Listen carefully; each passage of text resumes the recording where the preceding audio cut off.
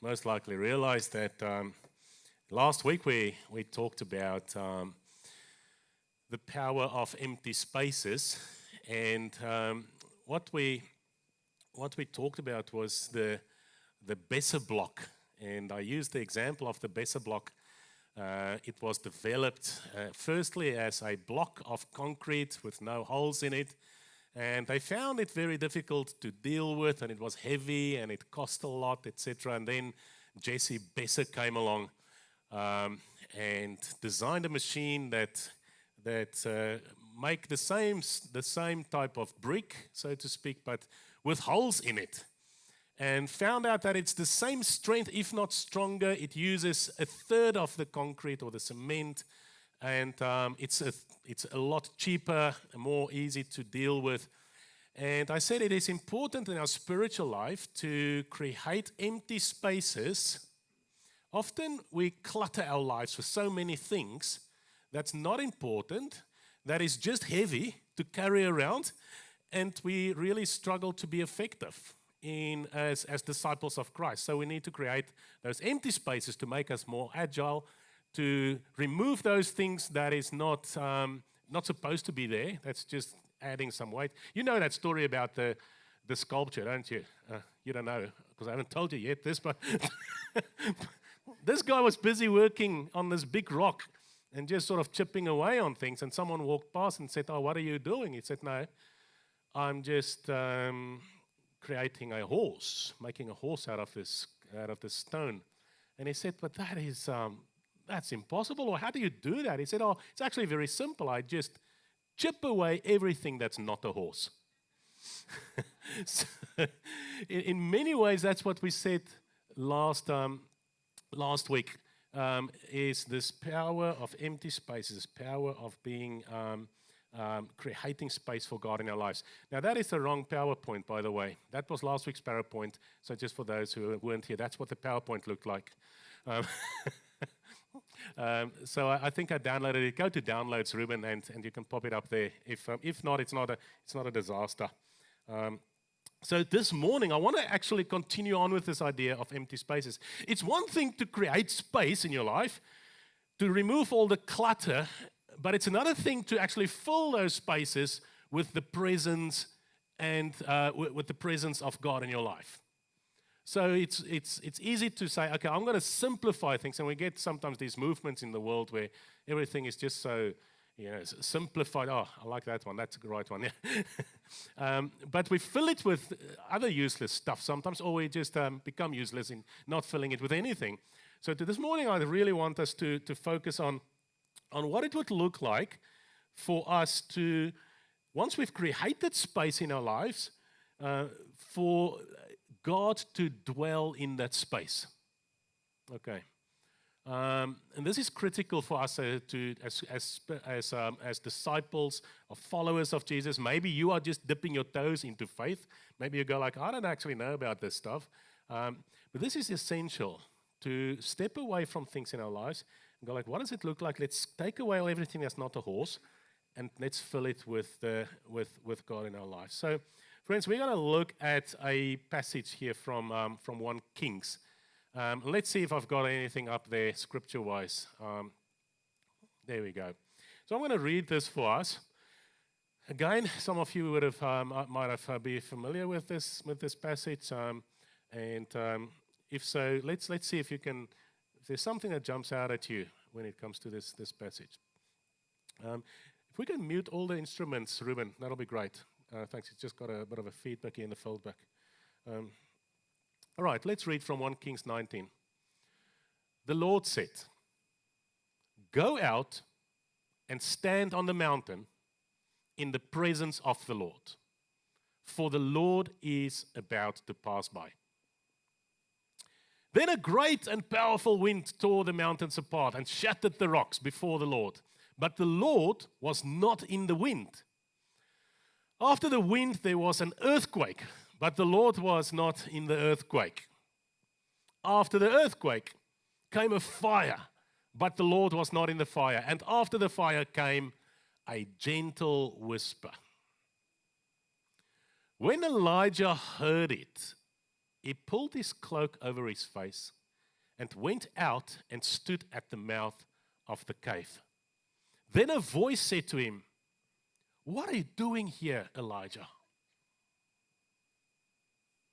Okay, let's get a bit of context here. So Elijah, this encounter really takes place after a major victory at Mount Carmel in 1 Kings 18. So it's going well. He confronted the prophets and of Baal, called down fire from heaven, and turned Israel's eyes, sort of momentarily, is that a word? back to God, back to Yahweh. But after this triumph, Queen Jezebel vows to kill him. So he's from this high to this deepest of depressions that he experienced. And he flees into the wilderness and really ready to give up. Maybe that's you at times when you go like, I don't want to do this anymore. He fled into the wilderness, exhausted physically but also spiritually, feeling I can't do this anymore. And that is where God meets him, not in rebuke but in compassion. So he's experiencing his lowest of low, and that is where God meets him. First, through food and rest, if you go back to verse 5 to 8, and then through revelation where God turned up. So just leave it on that slide, that's great, where God turned up. The setting is Mount Horeb. Okay, that's the right way to say it. So there it is. It's actually a picture of Mount Horeb. Another name for that is Mount Sinai. Who's been there, by the way? A few people there. Great. And that's also called the place of divine encounter. With Moses, obviously, in Exodus. So this connection is really deliberate. This is where God revealed himself, where stuff is happening. Elijah stands there where God once thundered, where it was this loud, almost display of power. But this time, God revealed himself very differently. Very differently. So he says, wind, earthquake, fire, and whisper. That's the sort of words that's used there. Go out and stand on a mountain in the presence of the Lord. The Lord is about to pass by. Then a great powerful wind tore through the mountains and shattered the rocks before the Lord. You know what it is like. The other day when the wind started to pick up, it all feels okay. And then you go like, hey, I wonder if all the windows are closed. You go and close the windows and you hear things starting to rattle. You see your newly planted trees like flowing. And you see one of them snapped off. That's the least of our problems, by the way. But if you've been in maybe in a cyclone or something, it is scary. It is scary. So this wind comes through and tore things apart. But it's important then it says, but the Lord was not in that. The Lord was not in that. And after the wind, there was an earthquake. So everything's shaking up there, but God was not in that. After the earthquake came a fire. I mean, this sounds like Australia. A place of droughts, winds, fires, you name it. It all happens at once. I remember one year when there were fires down in Melbourne and floods in Queensland. I mean, incredible extremes that we experience here. And it says, but the Lord was not in that fire. And then, after the fire came, English is struggling with translating this. I don't think any translation really nailed it yet. It says here, a gentle whisper. If you gently whisper, you can hear that. But the sound that they're talking here about was an not audible sound. The language, the language that it uses here in this whole text is language of divine self-revelation. And we're going to get to that word that he uses, or the sentence, when he talks about this noise. Okay, but we'll get to that. So in Exodus 19, if you go next slide. Exodus 19, I think it's after that, maybe go a few on. I don't know if it is there. Let's go, let's have a look. God revealed himself in thunder, lightning, smoke, and trembling. But now the same God, there you go, chooses what? Silence. Amazing. The same God, but chooses silence this time. Now, the Hebrew expression, kol demaha dakaha, literally means a sound of thin silence. A sound of thin silence. It was not actually a sound, a noise. It was, and even the wordplay in the Hebrew language tells us that it is this idea of a breath. If you try to read that, remember you start on the right-hand side with Hebrews.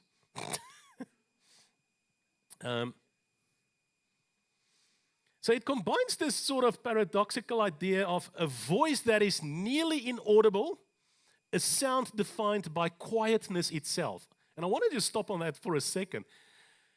It is the stillness that, I don't know if you experience a stillness that is so loud. That it almost a deafening stillness. And the sequence of natural forces here, wind, earthquake, fire, really mirrors almost what happened earlier in Exodus 19 or Psalm 18. Yet this phrase actually deliberately repeats, but the Lord was not in that.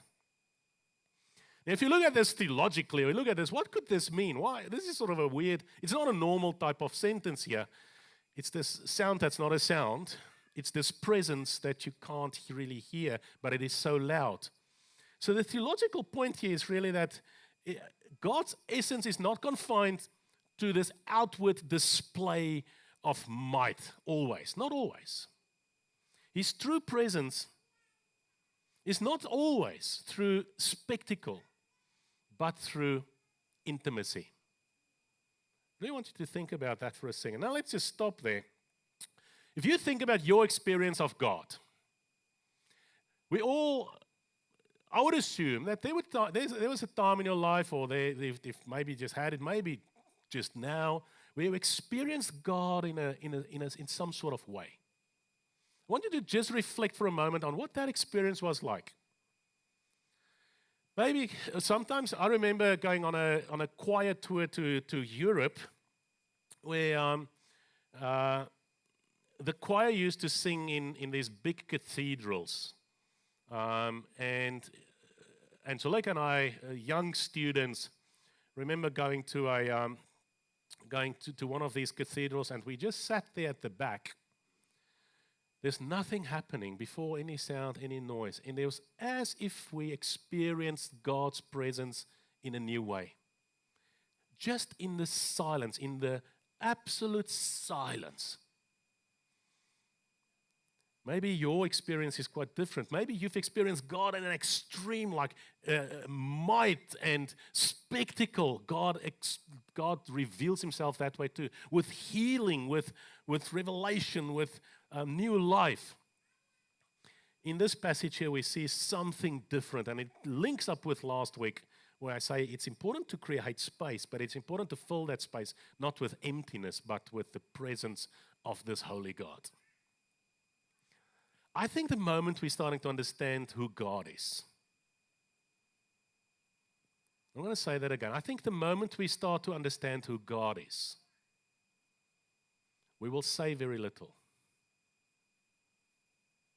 We will be in awe of his greatness, of his reverence. Because he's indescribable. Sometimes we sing songs that I think fall so short. It's an attempt, obviously, but it falls so short of really capturing who God really is. See what happens here with Elijah. What was his response to when he heard this inaudible sound?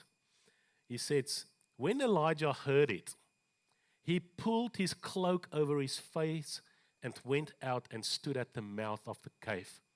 He went out. And this gesture is quite interesting because it's similar to Moses covering his face before God in Exodus 3, verse 6. Like, I can't almost take this. This presence of the Lord is so overwhelming. Elijah recognizes this whisper, this wind, this breath, definitely as the presence of God, the presence of Yahweh. Covering his face is a sign of reverence, of I don't have anything to say anymore. The act of going out is actually interesting. It shows really courage restored. He was retreating to a cave to cover himself almost in, I can't face life anymore. But this whisper came, this inaudible sound came, and he goes like, this experience of God is just so immense. I stand, but I can't open my face. But he took a step to go outside. He almost restored his courage in some ways. That voice called him out. So I want to just put another slide up there, because I think this is an important point. He's a God of relationship and not always, I didn't put always there, but not spectacle. Not trying to put up a show. He can put up any show he wants to, by the way. But he's a God of relationship. He wants to be in a very deep relationship with you. You might sit here and think, this is all rubbish. This is all, I don't believe it. I'm just here because mom said I need to come today. Or I'm just here because my wife, she's just nagging all the time. Or my husband, or whatever. Okay, I shouldn't take sides here. Just, I remember 6 children going to church. It was basically murder. Like, there's no negotiation whether you come to church or not. On a Sunday, you go to church. Dad left early because he was an elder. And those days in the Presbyterian or the Reformed church, the elders will sit there at the front on the left and the deacons on the other side facing it. I don't know what that is about. But and we sat in the front row of the church. And if we move, my dad just look at us.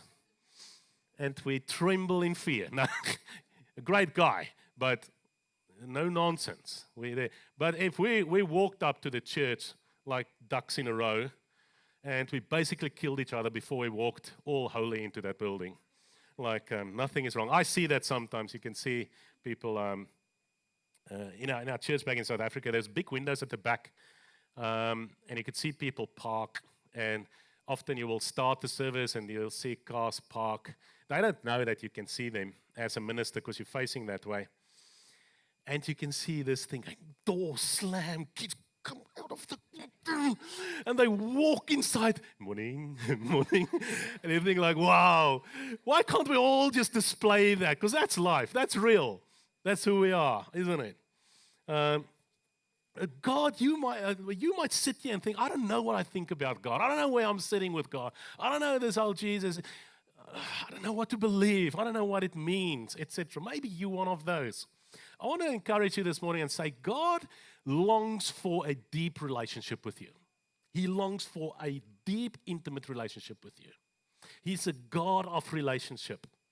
This whole narrative here is about how God reveals himself to a weary servant, to someone who came to the end of his tether, who came to the end of, I don't know if I can do this anymore. Maybe you're there, you go like, my life is falling apart, my marriage is falling apart, my kids going all over the place, my workplace is toxic, my addiction is taking me to a place where I don't want to go, whatever it is you're struggling with, maybe you're there in the cave hiding from the world, and God comes, not with a spectacle, like, I'm going to rip you out of that place and I want to put you on a bed. No, he comes and he whispers in your mouth. He says, I long for a relationship with you. I deeply long for a relationship because I know that's where healing is. That is where healing takes place. Nowhere else. Not in a 12-step program. Not in this or that. But in a deep, intimate relationship with Christ. That is where healing will take place for you. Where you can come out of that cave and experience the holiness of this God we serve.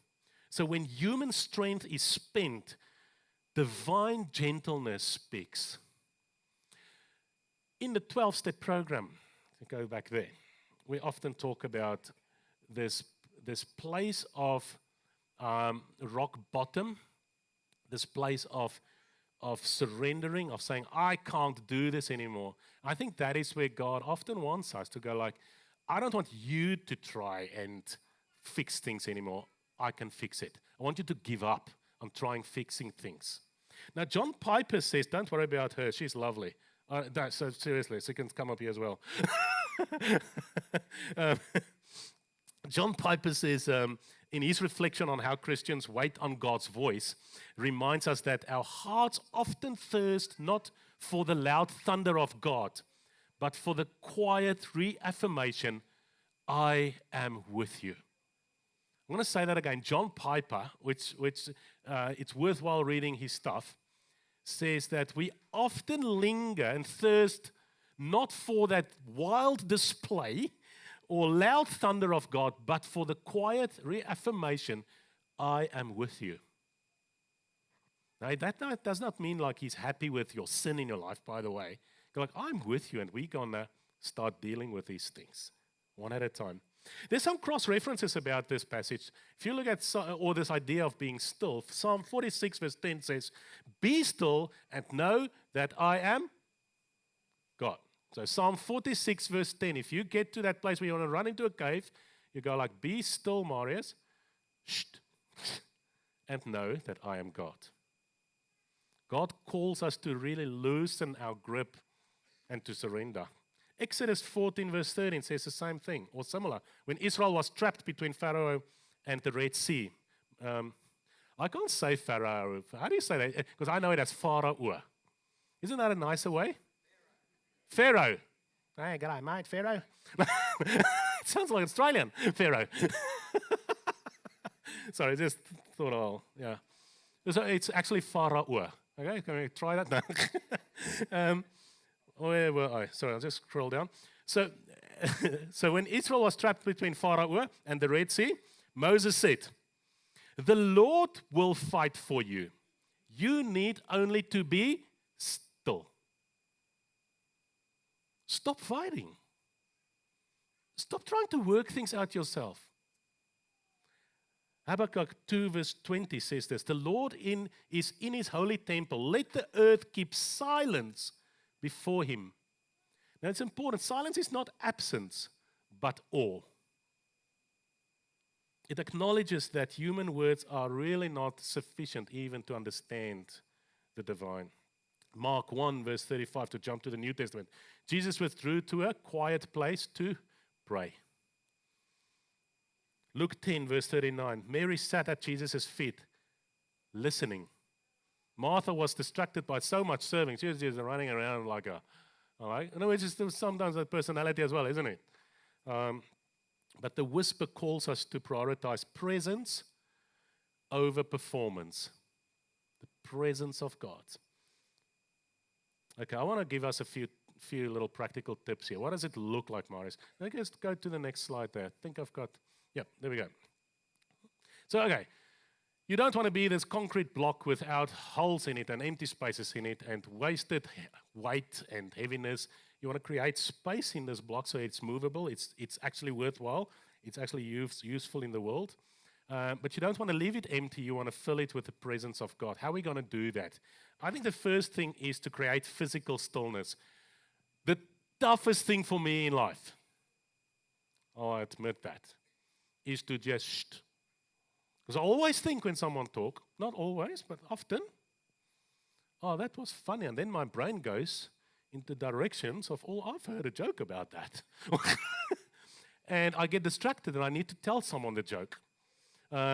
Or if it's too quiet for a little bit, I go like, we need to do something. We can't just sit here. I remember going on a holiday and Angelique said, okay, I'm going to help plan us. Well, she does all the planning because I can't plan. She said, we're going to go for a week to this place in South Africa at the dam, and there's like a cabin on the dam. And I think, oh my goodness, a week. She said, yes, you'll love it. You need that. And I said, no, we need to go where there's action. Let's go to the beach there where there's people and bands playing and, like police chasing people. I like that. So I actually do like that. But I've got this thing when I see police chase people, I chase them. It's one of my problems. So we went there for a week. First day I remember I took golf clubs with, and there was a deck. There was not even a patch of grass at the back. So I was just putting on the little grooves in the deck. Straightest putts ever. Just that way, back that way. You could go on a little canoe. That was a bit of fun. But after day 2 or 3, I thought, this is lovely. I quite like this.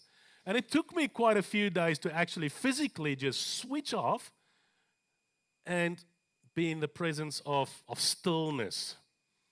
So create physical, the first point there, I don't know if I've got a point there, but make a note. Create physical stillness. Put down the phone, Marius, switch off the noise, and give God uninterrupted moments. Uninterrupted moments. Blaise Pascal, a Christian philosopher and mathematician, says this: all of humanity's problems stem from man's inability to sit quietly in a room alone. Wow. Written in the 1600s, but I think it sounds like it was written in the world in the age of TikTok. Soren Kierkegaard, here we go again with Kierkegaard. Okay, that's how I know this bloke. A Danish Christian philosopher. Some of you have met him as Kierkegaard. He says this: if I were a doctor, I would prescribe silence every time. How good is that? I would prescribe silence. A few doctors here. Maybe try that with your patients. The second point, so to create physical stillness, and the second point is cultivate inner stillness. We can sit quietly but still be anxious inside. Elijah's heart was restless until the whisper really spoke to him, until God's breath almost spoke to him in that space. Invite God to calm your internal storm and stuff that you're dealing with. Philippians 4 verse 6 is a well-known passage. Bring your desires to God. Third point, listen rather than speak. Now, at our recovery group on Wednesday, we talked a little bit about the discipline of to speak last. When you're in a meeting or when you're in a group, I really invite you to try that. Try to speak last. If everyone's doing it, there's a lot of silence. But it's amazing. So when you speak last, you actually forces yourself to listen to the others speaking. And what happens after a while, you've listened to everyone, you realize that I can't actually add anything to that. So it's not necessary for you to speak. So this whole idea of prayer is not only petition, but also presence. I think Ecclesiastes 5 verse 2 warns us, let your words be few before God. So when you sit in prayer with God, just sit there. Try to speak last. Listening prayers open spaces for God to whisper. A fourth idea is allow silence to form you. It's not only silence reveals what controls you, because that happens. The more you spend in silence and with God, the more you become aware of sin in your life. Your fears also, and you become aware of your idols and your distractions in life. Yet it also reveals who sustains you. Stillness trains the soul to rest in God and to be dependent on Him. And then the action, and when Elijah came out of the cave, stillness leads us to action and a new purpose and new focus. And we see that Elijah didn't stay in the cave. The whisper really called him out, sent him out. Stillness is not passivity. Like, oh, I'm just going to be in this space, but the world around me is falling apart. No, it calls you to action. It calls you to positive action, and it calls you to have clarity in your next steps. Go, I want to honor God in my next steps. It's not only about being still and being this sort of weirdo that drink kombucha and sit. No, kombucha is not that bad, though. But no. So I just want to recap for you those little practical things. The one is create physical space. Physical space. There's this story about, and I've shown this video on Wednesday, a story about this guy chopping wood, two guys, or what do they call him, a lumberjack. Is that right in America, really? Is that what we call it here as well? Sort of, I don't know what we call him. Wood chopper. So I like that idea. There's this two guys, they work full day, go out in the field and chopping wood. And but this one guy, every day, will disappear for an hour. And after an hour, he'll come back and continue the work. And when they finish the day, both of them chopped exactly the same amount of wood. Even though the other guy was just there for, was there an hour less. And he goes like, how's this possible? He asked the guy. And the guy said, listen, what I do is I chop, get to sort of halfway and go and sharpen my axe. And then I come back and chop again. To be still is to put your axe down, or not put your axe down, walk away from the work, go and sharpen your axe, and that is what silence do. Create space. It fills that space with the presence of God. And I tell you, the more time you spend with God in those open spaces, the more clarity you will have about your purpose. I'm not talking your purpose here in church, but your purpose as a disciple of Christ. You'll give God opportunity to build into your life the stuff that's important and not important. It will lead you to start sharing your faith. It will definitely lead to that in ways that you have not experienced before. Go for times in your day and sharpen your axe.